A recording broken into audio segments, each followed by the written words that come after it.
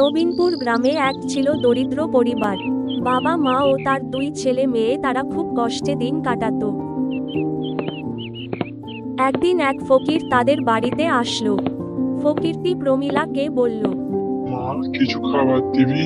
দুদিন হলো কিছু খাইনি। এই কথাটা শোনা মাত্রই প্রমীলা ঘরের ভিতর প্রবেশ করল। প্রমীলা ঘরের ভিতরে এসে দেখল, প্রমীলা বলতে লাগলো, আমার কাছে ফকির বাবাকে দেওয়ার মতো কিছুই নেই, শুধু এ পান্তা ভাতটুকুই আছে, এটাই আমি ওনাকে দিই। তারপরেই প্রমীলা ঘর থেকে বাইরে বেরোলো ও পান্তা ভাতটুকু সেই ফকির বাবাটাকে দিল। ফকির বাবা প্রমীলাকে একটা সোনার বাসন দিল আর বলল, এইটা তোর কাছে রাখ, তুই যা চাইবি তাই পাবি। এই কথাটি বলে ফকির বাবা চলে যেতে লাগলো।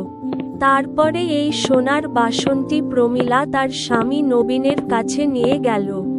একটা ফকির বাবা এসেছিল আর আমাকে এই সোনার বাসন দিল আর বলল, এই বাসনটিতে যা চাইবো তাই পাবো। এই কথাটি শুনে প্রমীলার ছেলে ও মেয়ে ছুটে আসলো।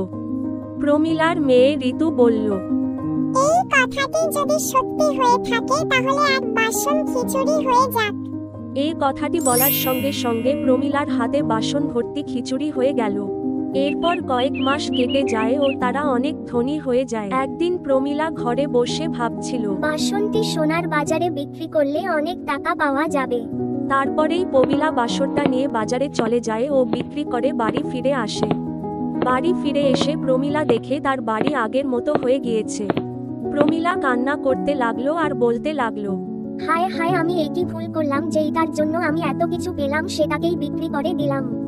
অতি লোভে তাতি মরে, বেশি লোভ করা ভালো না।